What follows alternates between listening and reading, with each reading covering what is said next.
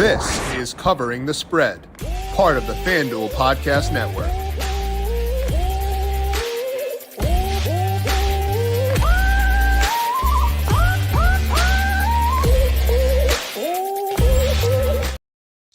Jayden Daniels electric on Monday Night Football, and it's now time to kind of ask where we're at on teams that have had impressive starts to the 2024 season. That includes the Washington Commanders, it includes the Minnesota Vikings, and the New York Jets. Today, we're going to check in where my numbers are at on those three teams specifically, identify whether there are futures we want to buy into, identify if there are other things we want to check out with those teams, and I'll take a look at the Week 4 spreads and totals at FanDuel Sportsbook and let you know where my numbers are showing value early on. Welcome on into Covering the Spread, a FanDuel Research podcast. My name is JimSannes. I am a managing editor for FanDuel Research, here to take a look at my updated NFL power rankings following week number 3, and then take a look ahead to week number 4's spreads and totals as well. We'll dive into all that here in just 1 second, but first, as a reminder, make sure you are subscribed to the Covering the Spread podcast feed, wherever you get your podcasts. We are here Monday through Friday, talking best bets over at FanDuel Sportsbook across the NFL and college football. And of course, we're also live on our brand new YouTube page as well, streaming live all these shows so you can get the lines as we're talking about them. Most up-to-date lines, if you want to get those as we're discussing them, just go to my Twitter account, x.com/JimSannes. You can find a link to that YouTube page there if you're watching YouTube right now. A, we appreciate you. B, leave a thumbs up and make sure you are subscribed, again, to get these shows as they go live, to get the most up-to-date lines each and every week in the NFL and college football. We'll dive into the power rankings here in just 1 second. But first, NFL fans, if you can make every moment more with FanDuel, with a big return this season on FanDuel, America's #1 sportsbook. So when you get a hunch in the middle of the game, you can check out the latest stats, view live play-by-play, and so much more on the same page where you place your bets. You'll get started with $200 in bonus bets guaranteed when you place your first $5 bet. Never waste a hunch with FanDuel, an official sportsbook partner of the NFL. Must be 21 plus and present in select states, or 18 plus and present in DC. First online real money wager only. $5 first deposit required. Bonus issued is non-withdrawable bonus bets which expire 7 days after receipt. Restrictions apply. See terms at sportsbook.fanduel.com. Gambling problem? Call 1-800-GAMBLER or visit fanduel.com/RG. Call 1-888-789-7777 or visit ccpg.org/chat Connecticut. Visit mdgamblinghelp.org in Maryland. Hope is here. Visit gamblinghelplinema.org or call 800-327-5050 for 24/7 support in Massachusetts, or call 1-877-8-HOPE-NY or text HOPE-NY in New York. Let's begin things today by talking about my updated power rankings and kind of do a check-in on the teams that have surprised us so far this year. We'll begin things with last night's victors, the Washington Commanders taking down the Cincinnati Bengals outright. And if you look at the early numbers, they have played like one of the best offenses in football so far this year. The Commanders entering last night were already above average in early down passing, early down rushing, and late down success rate, according to my numbers. Those are the key numbers I care about: early down EPA, late down success rate, to get a read on both explosiveness, but also can you convert when you need to late in the down. And again, the Commanders before last night were above average in all three of those categories.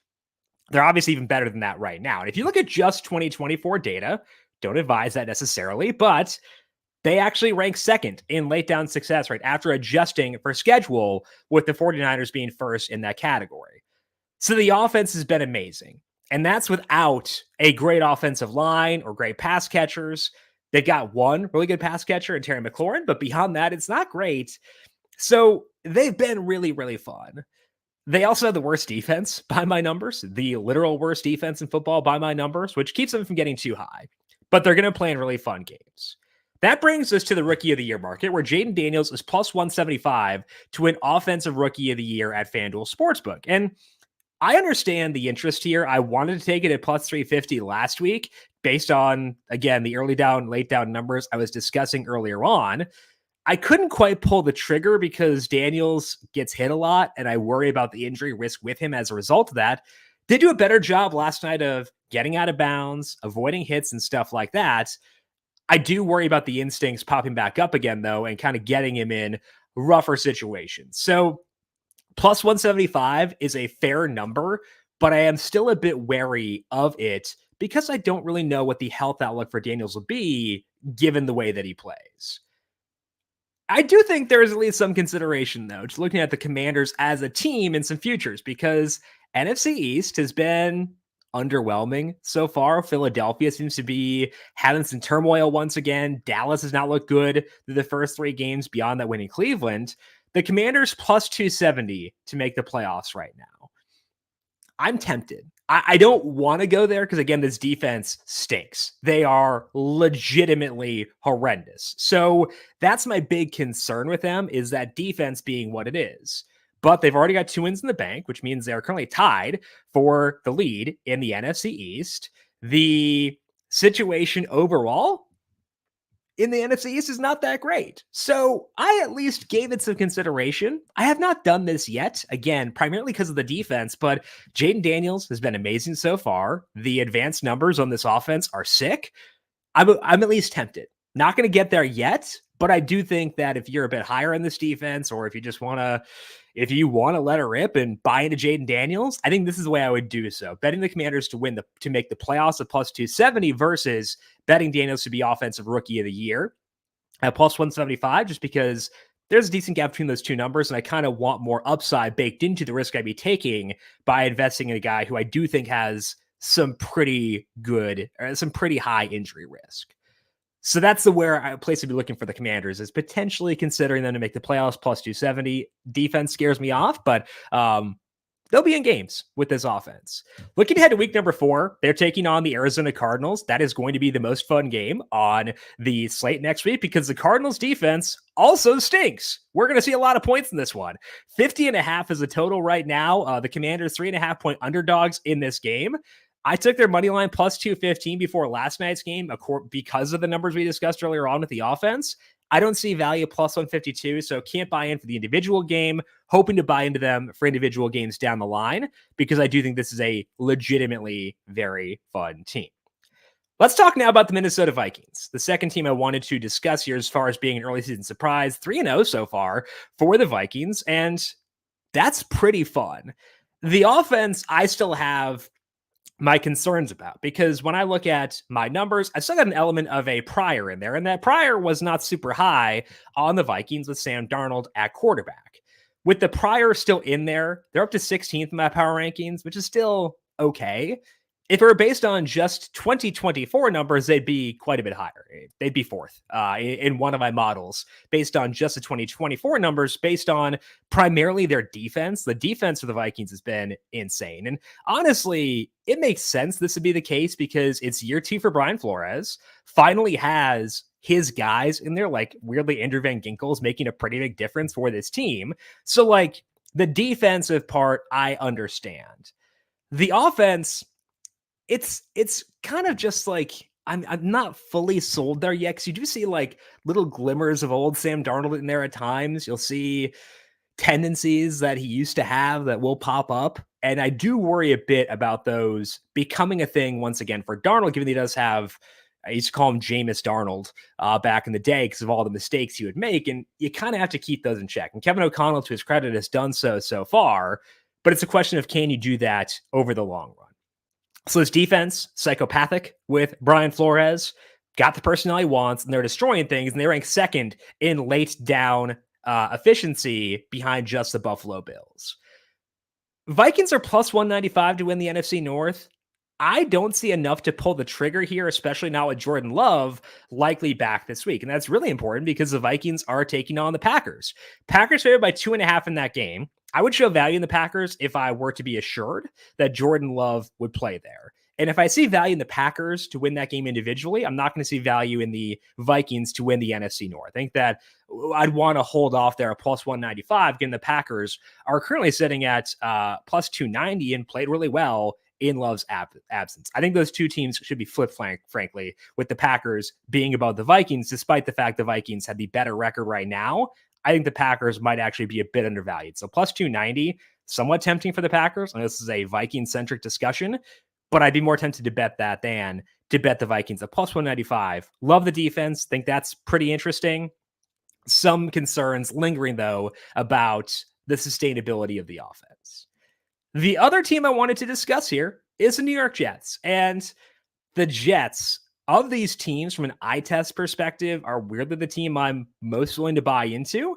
And if you are a longtime listener to Covering the Spread, you know I was low on the Jets coming into this season and talked about betting the under on their win total, not being high in them, and things like that, because I was unsure about Rodgers. They lacked pass catching depth, but they played well on offense. Alan Lazard is suddenly back to life. Mike Williams still ramping up pretty slowly, and they've been good. Their late down efficiency has been outstanding. I still have some concerns about the defense. They've lost a lot of guys on the defensive line. They've had some injuries there. Obviously, still no Hassan Reddick. I think eventually the lack of depth on the defensive line is going to come back to bite this Jets team. But they've still been a bit above average thus far, and that's with most of those guys out of the equation. Obviously, Jermaine Johnson missing like one game in there, but they've still been pretty good despite the defensive line being a bit thinner than it used to be. If you look at just my 2024 power rankings, they rank 6th right now. They're 11th once I include a prior in one model, but they're 6th in the other. That's a little high. So like the numbers like the Jets and the eye test like the Jets. So I want to buy into them in some way. I can't get there for the division because I love the Bills. We'll talk about them in a second. The Jets 2-1 to win the AFC East. I think that's the Bills division to lose. So not going to bet the Jets there. I think instead we could turn towards the in-season win total for the Jets right now. They are minus 168 to go over 9.5 wins. They get Denver this week, and then they get Minnesota at a neutral site next week. I think they can win both those games pretty easily. They got some teams after that who are beatable, I would say, and they become more beatable than what they were based on preseason expectations. If I look at my priors in my preseason win total model, I would expect the Jets to get 7.3 more wins across the course of the rest of the season, and that would put them at 9.3 wins. But the Jets have moved up once you factor in 2024 data, and teams upcoming on the schedule like the Colts and the Jags have moved down. So over 9.5 wins and minus 168 does seem like an okay bet based on what I'm seeing here with the Jets. I want to buy into this offense with Rodgers looking pretty good, and I don't want to do so via the AFC East divisional futures, but I do think that the Jets over 9.5 wins, minus 168, that one does make a decent amount of sense to me. So I think if you're looking for a futures bet to bet with the Jets looking pretty good, that'd be the route I'd take right now over at FanDuel Sportsbook. So futures worth considering entering week 4. Don't mind the Jets over 9.5 wins, a minus 190 or minus 168. Considering the Packers to win the NFC North, plus 190 or plus 290 with Love likely back this week. Also, don't mind the minus 2.5. And then couldn't quite get there with the Commanders, plus 270 to make the playoffs. Did give it some thought. I think it's at least worth considering, but couldn't quite get there for myself personally. So that's where we're seeing some value in the futures market as of right now. Let's turn our focus now to week number 4 and take a look at the early betting odds over at FanDuel Sportsbook for this upcoming slate of games. When I look at my numbers, my favorite bet for week number 4 as of right now is actually in a very fun Sunday night football game with the Buffalo Bills taking on the Baltimore Ravens. I kind of thought we'd see bigger movement towards the Bills based on last night's thrashing of the Jaguars, because they were plus 122 yesterday. They're plus 116 right now. It's not a lot of movement, and the Bills still a big value for me. I've got the Bills favored in this game personally because they are currently the top-ranked team in my power rankings. Haven't played the toughest schedule yet, but they blow out bad teams. That's exactly what you want a good team to do, is destroy their inferior opponents. Dolphins, even before Tua Tagovailoa got hurt, they blew them out. They roughed up the Jaguars, and they played well enough against the Cardinals. They're a team that can beat you through multiple areas. So if you decide to take away the pass, they'll beat you at the run. Try to take away the run, beat you at the pass. That's a pretty tough team to top. And the Ravens are still good. They're 5th in my power rankings as well. So they're not bad at all. I just really like the Bills and what they're doing right now. So I think we could see points on both sides in this game. Should be a banger of a Sunday night football game. I just trust the Bills more at this point. So my favorite bet across week 4 at FanDuel Sportsbook, that's going to be the Bills money line plus 116 as they prepare to take on the Ravens down in Baltimore. Do you like another money line that is actually on an underdog? And it's not a big underdog. And another team where if you've listened to this podcast consistently throughout the summer, across the first couple of weeks, you probably know where I'm going. It is indeed, once again, the New Orleans Saints, plus 110 to beat the Atlanta Falcons for this week. This was plus 120 earlier on this morning, so some movement in the Saints' favor here. I agree with that movement. Not overly impressed with the Falcons as of yet, really struggling offensively on late downs. They're not running the ball super well, and they may now be without a couple of starting offensive linemen. The Saints could also be down a couple of guys up front. Those guys got hurt mid-game against the Eagles, and we know that the offensive line was not a strength for the Saints to begin with, and those two guys are two of their better linemen as well. But they've been able to overcome the offensive line concerns, and the goal would be to have the full week to plan around those absences. The hope would be that things are going to improve there in the long run. The defense has also been really good for the Saints, both against the run and the pass. They forced a bunch of mistakes out of Jalen Hurts last week, which is why they could have won that game, despite the fact the offense was inconsistent. And the offense had opportunities, but just didn't take advantage. Like Rashid Shaheed was a couple fingertips away from having a really impressive day, and instead had 0 catches on 5 targets. The Falcons defense is about average across the board. So the Saints have a better defense based on my numbers. And I think they got the better offense as well. And we're getting them at plus 110 to win this game. It is on the road. I think that everything kind of points towards the Saints as slight road underdogs. And I want to buy into them at that number. Plus 110 on the Saints money line. You'd think we'd be scared off based on what happened to them last week. Not quite there yet. Still in on the Saints, plus 110 to beat the Falcons for this week. Couple of totals I like at FanDuel Sportsbook for this week as well. First one is going to be in this Patriots versus 49ers game. Total is 39.5. Over is minus 110. I wind up being on overs for the Niners quite a bit just because their offense is so efficient. I'm going to be back there once again, despite the fact the Patriots defense is pretty good and likely no McCaffrey, no Debo, and no Kittle once again this week for the Niners. But the Niners didn't have them against the Rams either, and they still had a 67% late down success rate in that game, and they were also efficient passing on early downs. Juwan Jennings stepped up big time in that game. The defense looked kind of leaky, which is good in terms of the total. Now, no Javon Hargrave for the rest of this year, which is good for overall offense in this game. Now, the other side of this game is the Patriots. They were pretty brutal against the Jets. There's really no way to sugarcoat that one. But the late down offense has been okay so far. They have not been completely pathetic on offense. And I don't need them to do a whole lot here because if you look at the spread and the total in this game, the Patriots implied total is 14.75. The Niners is 24.75. And I think both those teams can go over those respective numbers. I'm pretty far above this total, frankly, at 39.5. I'm happy to go towards the over here, even if it does lie primarily on one side of the football. I think the Patriots will do something offensively, and that could be enough to push us towards the over here at 39.5. So first total, 49ers Patriots over 39.5. Final bet I want to lock in early in this week is one that could come back to bite me. That's the Chiefs and the Chargers. Their total is 39.5 as well. Over is minus 110. And once again, I do think I want to go that way. Now, the reason it could come back to bite me is because we're probably not going to see either starting tackle for the Chargers in this game. Joe Alt and Rashawn Slater both dealing with injuries.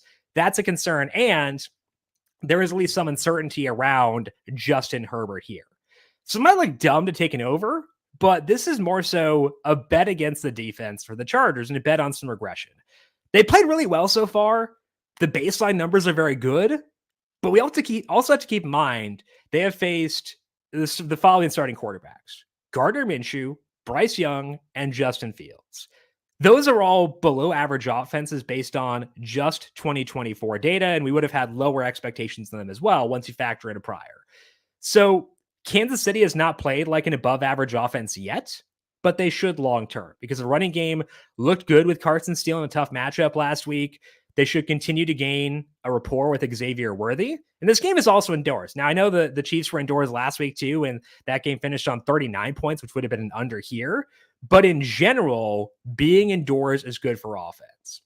As to the Chargers side, last year when they didn't have Herbert, the offense collapsed. That was with the Easton Stick. And Taylor Heineke is going to be the guy if Herbert cannot go. Heineke is at least better than Easton Stick. I'm not a big Heineke guy, but he's at least competent as a quarterback, which to me says that even if Herbert can't go, I can still expect something out of this offense. Something, anything.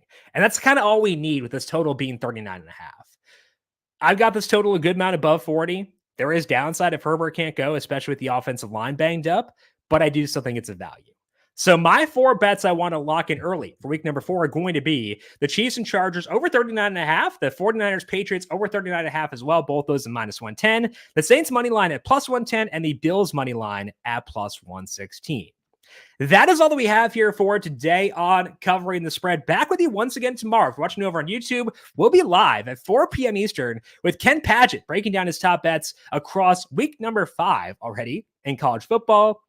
Again, live at 4 p.m. Eastern for that right here on this brand new YouTube page. Again, if you're watching YouTube, leave us a thumbs up as always and hit subscribe. We appreciate all of you. Check out the podcast feed, searching for Covering the Spread on Apple Podcasts and Spotify. If you got any questions for me, I am on X at JimSannes. You can find FanDuel Research on X at FanDuel Research. Want to thank you all for tuning in for today. Good luck to you with your bets across Tuesday. We'll talk to you once again tomorrow. Take a look at college football week number 5.